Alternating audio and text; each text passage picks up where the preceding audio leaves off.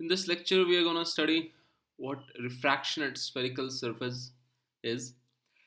तो refraction of light का जो प्रॉपर्टी है वो तो एग्जैक्टली सेम रहेगा, उसमें कुछ फ़र्क नहीं पड़ता है. रिफ्रैक्शन ऑफ लाइट का जो बेसिक प्रिंसिपल है, जो स्नेल्स लॉ है, everything will remain to be the same. अब सिर्फ फ़र्क बस इतना है कि हमने इससे पहले के लेक्चर्स में जो सीखा वो सीखा था हमने refraction at a plane surface. अब हमें ये देखना है refraction at a spherical surface. तो स्फेरिकल सर्फेस में ऑब्वियसली क्या हो जाता है कि अगर जैसे यहाँ पर आपको फॉर एग्जांपल ये एक सर्फेस दिया हुआ है ए बी, ये एक स्फेरिकल सर्फेस दिख रहा है आपको. इसके लेफ्ट पे जो मीडियम है उसका रिफ्रैक्टिव इंडेक्स म्यू 1 दिया हुआ है, और इसके राइट पे जो मीडियम है उसका रिफ्रैक्टिव इंडेक्स म्यू 2 दिया हुआ है. तो बेसिकली दो अलग अलग मीडियम है दोनों साइड पर. तो जो boundary separating these two media that is spherical. Previous case में यही बाउंड्री फ्लैट होती थी. यहाँ पर ऑब्जेक्ट ओ है, ऑब्जेक्ट ओ से लाइट रेज आ रही हैं. हमने ऑब्जेक्ट ओ से दो लाइट रेज दी, एक ली जो कि ओ से पी की तरफ आ रही है, एक ली जो कि ओ से डी की तरफ आ रही है. पहले हम पी को अगर देखें तो पी पॉइंट, अगर आपको याद हो, P point is just like a pole, right. यहाँ पर इस पॉइंट पी पर अगर हम एक परपेंडिकुलर ड्रॉप करेंगे वो कैसा होगा, वो एग्जैक्टली ऐसे ही होगा ओ टू पी. क्योंकि अगर इस पॉइंट पी पर अगर एक टेंजेंट ड्रॉ किया जाए तो वो टेंजेंट बेसिकली कैसा आपको दिखाई देगा, इस पॉइंट पी पर वो टेंजेंट ऐसा जाएगा परपेंडिकुलर. इसका मतलब कि ओ टू पी बेसिकली एक नॉर्मल की तरह इस पॉइंट पर. तो जब नॉर्मल पे ही कोई लाइट आती है तो फिर वो लाइट सीधा स्ट्रेट आगे निकल जाएगी. क्यों? क्योंकि यहाँ पर एंगल ऑफ इंसिडेंस 0 डिग्री हो रहा है पॉइंट पी पर. तो पॉइंट पी पर एंगल ऑफ इंसिडेंस 0 डिग्री हो रहा है, इसलिए एंगल ऑफ रिफ्रैक्शन में क्या होना चाहिए, 0 डिग्री होनी चाहिए. इसलिए लाइट विदाउट एनी डेविएशन बाहर हो जाएगी. तो ये हमने पहले डिस्कस किया हुआ था कि परपेंडिकुलर जब भी लाइट गिरती है किसी मीडियम के बाउंड्री पर, बाउंड्री जो कि दो मीडियम को सेपरेट कर रहा है, तो परपेंडिकुलर ही लाइट आगे चली जाती है. अब दूसरा केस ये है कि जब ओ से पॉइंट डी पर गई तो पॉइंट डी पर जाने पर क्या होगा, ऑब्वियसली बात है कि फिर वहां पर भी रिफ्रैक्शन होगा. तो इस पॉइंट डी को सॉल्व करने के लिए हम क्या करेंगे, ये जो सरफेस है ए बी ये बेसिकली एक स्फेरिकल सरफेस है. तो ये स्फेरिकल सरफेस यानी कि किसी न किसी स्फेयर से कट करके निकाला गया. तो इस स्फेयर का अपना एक सेंटर होगा, ये एग्जैक्टली जो आपको पॉइंट सी शो हो रहा है, ठीक है. ये जैसे हमने मिरर में सेंटर ऑफ कर्वेचर देखा था वैसे ही एक सेंटर है. इस सेंटर से एक परपेंडिकुलर ड्रॉप करेंगे तो ये आपको सी टू ई लाइन जा रही है जो कि इस सेंटर से परपेंडिकुलर है एट पॉइंट डी. तो ये सी टू ई लाइन कौन सी लाइन है, ये बेसिकली आपकी नॉर्मल लाइन है. यानी कि अब यहाँ पर जब रे लाइट रे ड्रॉप होती है फ्रॉम ओ टू डी, तो लाइट रे इस नॉर्मल के साथ जो एंगल बनाएगी वो क्या बन जाएगा हमारा, वो बन जाएगा हमारा एंगल ऑफ इंसिडेंस. फिर अब लाइट रे डेविएट होगी as per Snell's law. Snell's law क्या लगेगा, mu 1 sine of I should be equal to mu 2 sine of R. तो उस हिसाब से डेफिनेटली इस आई की वैल्यू के लिए म्यू 1 म्यू 2 की वैल्यू के हिसाब से कोई ना कोई आर की वैल्यू होगी. तो उस आर की वैल्यू के हिसाब से लाइट रे फर्दर आगे डेविएट होकर के मूव ऑन कर जाएगी. तो अब अल्टीमेटली एक लाइट रे डी से आ रही है और एक लाइट रे पी से आ रही है. ये दोनों लाइट रे कहीं ना कहीं जाकर के इंटरसेक्ट करेंगी. तो जहाँ पर ये इंटरसेक्ट करेंगी वहाँ पर दो लाइट रेज जैसी मिलती हैं, तो हमें क्या पता है कि जब दो लाइट रेज इस तरह से इंटरसेक्ट करती हैं तो वहाँ पे इमेज फॉर्म होता है. तो बेसिकली पॉइंट ओ का जो इमेज होगा वो अल्टीमेटली पॉइंट आई पर फॉर्म कर जाएगा. तो ये हो गया overall refraction at spherical surface. एक पॉइंट इमेज, एक पॉइंट ऑब्जेक्ट के कॉरस्पॉन्डिंग हमें एक पॉइंट इमेज मिल गया. तो दो रेज को इंटरसेक्ट कराना है, जो स्टैंडर्ड थ्योरी हमने सीखी है वहाँ पर आपको इमेज बन जाएगा. तो एग्जैक्टली बस सेम वही चीज़ हो रही है, सिर्फ यहाँ पर रिफ्रैक्शन हो रहा है. तो मीडियम म्यू 1 में ऑब्जेक्ट है, मीडियम म्यू 2 में इमेज फॉर्म हो रहा है. यहाँ पर जो मैथ्स करेंगे हम फॉलो, उसमें भी जो साइन कन्वेंशन आएगा आपको उसके लिए कोई नई फिगर बिल्कुल नहीं करनी है. एग्जैक्टली वही साइन कन्वेंशन फॉलो करना है जो आपने पहले अब तक पढ़ा है कि लाइट रे जिस तरफ से इंसिडेंट होती है उस डायरेक्शन को हम प्लस मानेंगे, उसके अलावा ऑपोजिट डायरेक्शन को माइनस मानेंगे. और सभी कैलकुलेशन जो है अगेन वो पॉइंट पी से होगी. Point P is your pole point, तो ये भूलिएगा मत. ये बेसिकली आपका पोल पॉइंट है. ये जो लाइन है ओ टू आई ये बेसिकली कौन सी लाइन है, आपकी प्रिंसिपल एक्सिस है जो कि एग्जैक्टली ये ए बी स्फेरिकल सर्फेस के ठीक मिड से जा रही है. तो सारी मैथ्स उसकी कन्वेंशन जो एग्जैक्टली वो सेम है. अब सिर्फ डेफिनेटली यहाँ पर एक नया रिलेशन बनेगा. तो हमारा मेन पर्पस ये है कि ये जो O टू P डिस्टेंस है, इस O टू P डिस्टेंस को हम क्या कह सकते हैं, ये बेसिकली हमारा ऑब्जेक्ट डिस्टेंस हो जाएगा। O टू P U से रिप्रेजेंट करेंगे। फिर वैसे ही P टू I ये डिस्टेंस क्या बन जाएगा हमारा, ये डिस्टेंस बन जाएगा हमारा इमेज डिस्टेंस यानी कि V। ओके, और फिर चूंकि ये स्फेरिकल सरफेस है तो हर स्फेरिकल सरफेस का जो एक मेन करस्पॉन्डिंग प्रॉपर्टी होती है वो होती है उसकी रेडियस ऑफ कर्वेचर। तो जो इसका रेडियस ऑफ कर्वेचर है वो क्या बन जाएगा, वो बेसिकली बन जाएगा distance from P to C। तो ये डिस्टेंस को हम क्या कहेंगे, इस डिस्टेंस को हम कहेंगे R यानी कि रेडियस ऑफ कर्वेचर। तो अब हमें अल्टीमेटली सवाल हमारा ये है कि हमें इस U, V और R में रिलेशन निकालना है। तो U स्टैंडर्ड पहले से पता है हमें कि क्या होता है, ऑब्जेक्ट डिस्टेंस, डिस्टेंस कहाँ से कहाँ तक का, P से लेकर के O तक का PO।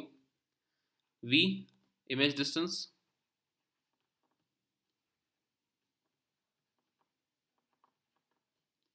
ये डिस्टेंस है P से लेकर के I तक का। And then R is again radius of curvature यहाँ पर, और ये डिस्टेंस कहाँ से कहाँ तक का है, ये डिस्टेंस है P से लेकर के C तक।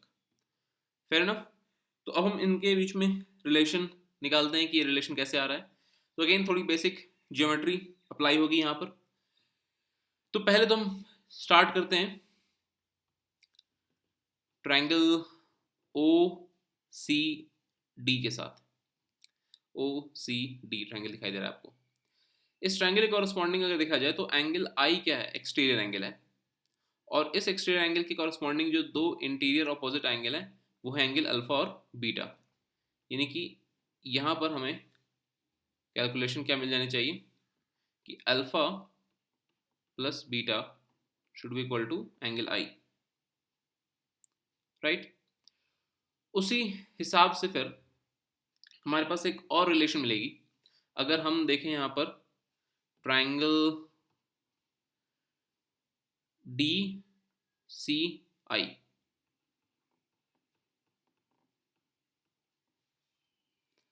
इस ट्रायंगल को अगर हम देखें तो यहाँ पर अगेन एक एक्सटीरियर एंगल कौन सा है, इस ट्रायंगल DCI के लिए एक्सटीरियर एंगल होगा बीटा, और दो इंटीरियर ऑपोजिट एंगल क्या होंगे, R एंड गामा। तो यहाँ पर रिलेशन मिल जाएगा हमें कि beta is equal to angle of refraction जो R था प्लस गामा। Fair enough. फिर ऑब्वियसली बात है कि स्नेल्स लॉ, जो कि रिफ्रैक्शन का सवाल है, तो स्नेल्स लॉ का इस्तेमाल तो होना ही होना है। तो एक रिलेशन हमारे पास स्नेल्स लॉ से यहाँ पर है μ1 sin i is equal to μ2 sin r। अब अगेन इसको थोड़ा हम सॉल्व करने के लिए आसान तरीका ये होता है कि अज्यूम कर लेते हैं हम यहाँ पर कि एंगल I और एंगल R ये दोनों काफ़ी स्मॉल एंगल्स हैं, और ये वैलिड भी है हमारे केस में, जो कि मैं पहले बता चुका हूँ कि हमारी जो पूरी ज्योमेट्रिकल ऑप्टिक्स हम सीख रहे हैं वो पैराक्सियल रेस के लिए सीख रहे हैं। मतलब अल्टीमेटली ये जो पॉइंट D है, this point D in real terms is somewhere very close to point P। तो उस केस में क्या होगा कि angle I will be relatively very small, तो angle I will be very small, correspondingly angle R will be very small. तो in that case, only in that case, हम साइन ऑफ I को ऑलमोस्ट I मान सकते हैं और sign of R को भी ऑलमोस्ट R मान सकते हैं, जो कि ये साइन रेशियो की प्रॉपर्टी होती है। तो उस हिसाब से फिर हम क्या लिख सकते हैं, हम लिख सकते हैं कि μ1I is equal to μ2 R, right. अब हम यहाँ पे क्या कर सकते हैं कि ये I और R की वैल्यू इस्तेमाल कर सकते हैं। तो R उस हिसाब से हम यहाँ पे लिख सकते हैं μ1 I की जगह पर अल्फा प्लस बीटा एंड μ2, तो R की जगह पे क्या लिख सकते हैं, R की जगह पे हम लिख सकते हैं बीटा माइनस गामा, तो हो जाएगा बीटा माइनस गामा। ठीक है, अब इसे हम थोड़ा सिंप्लीफाई कर दें अगर अपने हिसाब से, तो ये बन जाएगा μ1 अल्फा प्लस μ2 गामा, और इधर बन जाएगा ये μ2 बीटा माइनस μ1 बीटा। ओके, अब यहाँ पर ये जो एंगल्स हैं, इन एंगल को हम देखें तो बेसिकली रेशियो के टर्म में, साइड लेंथ के रेशियो के टर्म में और आर्क बाई साइड के रेशियो के टर्म में इस्तेमाल कर सकते हैं। जैसे फॉर एग्जांपल अल्फा का इस्तेमाल क्या हो सकता है, अल्फा बेसिकली कहा जा सकता है कि अल्फा इज रफली this arc length D P divide by O P. तो alpha is almost not exactly equal but almost it can be used as D P by O P या P O, कहिए एक ही बात है। उसी तरह से फिर बीटा एंगल को हम ऑलमोस्ट क्या ले सकते हैं, बीटा एंगल को हम ले सकते हैं D P by P C. तो beta can be taken as D P upon P C. फिर उसी तरह से गामा को हम क्या ले सकते हैं, गामा को हम ले सकते हैं D P upon P I. तो gamma is basically D P upon P I. अब यहाँ पर ये जो रेशियो के टर्म में वो चीज़ यहाँ पर हम पुट कर सकते हैं। तो अगर हम यहाँ पर पुट करते हैं तो क्या हो जाएगा, ये हो जाएगा म्यू वन, अल्फा की जगह पे हम पुट कर सकते हैं D P upon P O जो अभी हमने फाइंड आउट किया, प्लस म्यू टू, गामा की जगह पे हम पुट कर सकते हैं D P upon P I, equate कर देंगे। यहाँ पर म्यू टू तो कॉमन है, बीटा कॉमन है, तो mu two minus mu one, और बीटा की जगह पे हम पुट कर सकते हैं D P upon P C. Fine. तो अब यहाँ पर डी पी तो पूरा कॉमन है यहाँ ऊपर से लेकर नीचे तक, और हमें ये भी पता है कि P O P I P C क्या था। P O is basically your object distance, और पी आई क्या है, P I is basically your image distance, और पी टू सी क्या है, P to C is basically your radius of curvature. लेकिन अब जब हम यहाँ पर फाइनली इस फॉर्मूले में पुट करने जा रहे हैं तो हमें थोड़ा साइन कन्वेंशन का भी ख्याल रखना चाहिए। तो साइन कन्वेंशन का अगर हम ख्याल रखें तो हम जब पी ओ निकालेंगे तो पी ओ के लिए हमें क्या जाना होगा, हमें पी से लेकर के ओ की तरफ जाना पड़ेगा।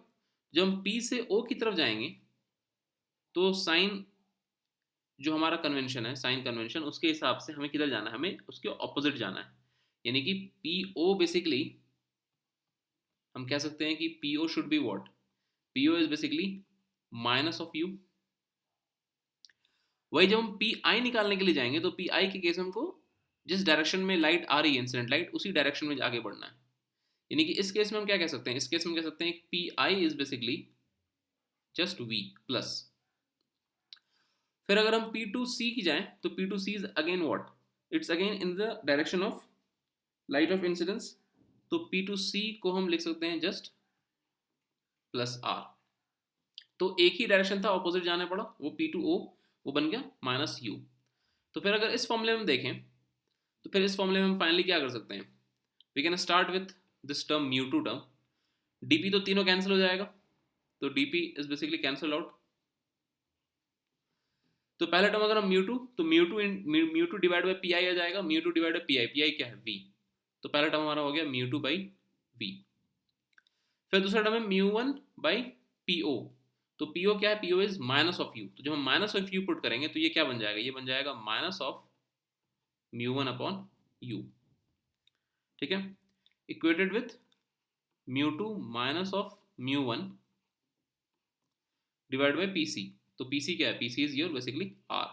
तो mu two minus mu one divide by R. So this is your final relation to be remembered, which gives you the relation between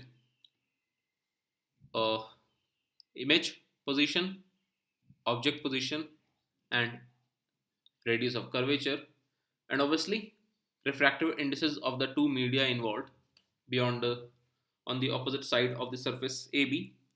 तो यही फॉर्मूला है हमारे पास to trace image of an object which is getting refracted through a spherical surface.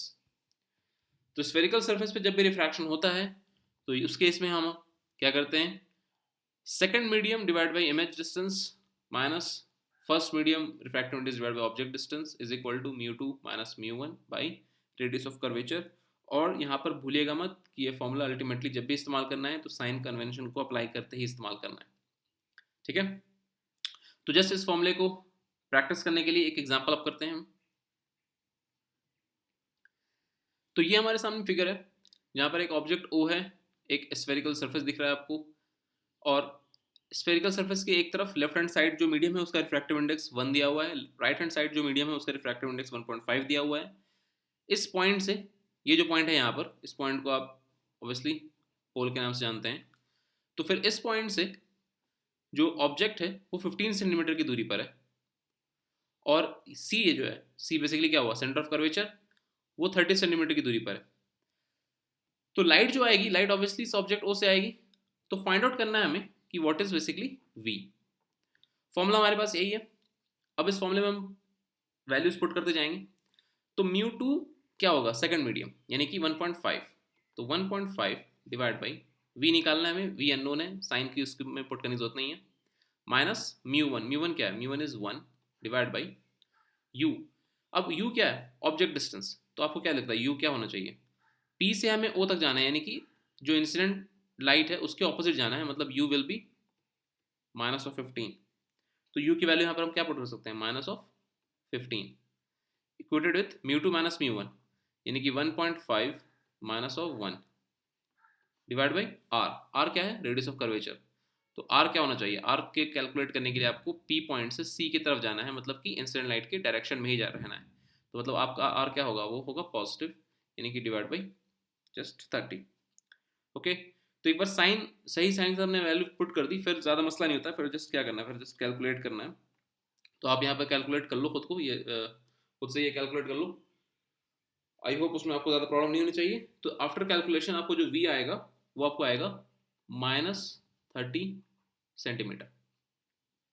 तो -30 centimetre का मतलब क्या हो रहा है, मतलब ये होता है कि जो इमेज बन रही है वो किस साइड बन रही है, मेन वही चीज़ चेक करनी होती है। जो इमेज बन रही है वो फिर कुछ इस तरफ बन रही है, जैसे कि अगर ये 15 सेंटीमीटर है तो शायद ये यहाँ तक लगभग 30 सेंटीमीटर आ जाएगा अगर रफली। तो इमेज कुछ पीछे की तरफ बन रही है, तो image is basically on the left side of the spherical surface. ठीक है, तो ये माइनस का मतलब हुआ। बाकी डिस्टेंस ऑब्वियसली उसका पोल से क्या होगा, पोल से उसका डिस्टेंस होगा 30 सेंटीमीटर। ओके, तो 30 centimetre on the left side, ये हो गया आपका इमेज पोजीशन। तो एक सिंपल सा एग्जांपल था। अब नेक्स्ट लेक्चर में इसी फॉर्मूले के ऊपर हम कुछ अदर एग्जांपल्स सॉल्व आउट करते हैं। Fair enough. तो आई होप आपको ये फॉर्मूला समझ में आ गया हो, और इसको याद रखिए क्योंकि वो आपके लिए इंपॉर्टेंट है एग्जाम पॉइंट ऑफ व्यू से। Till then take care, bye bye.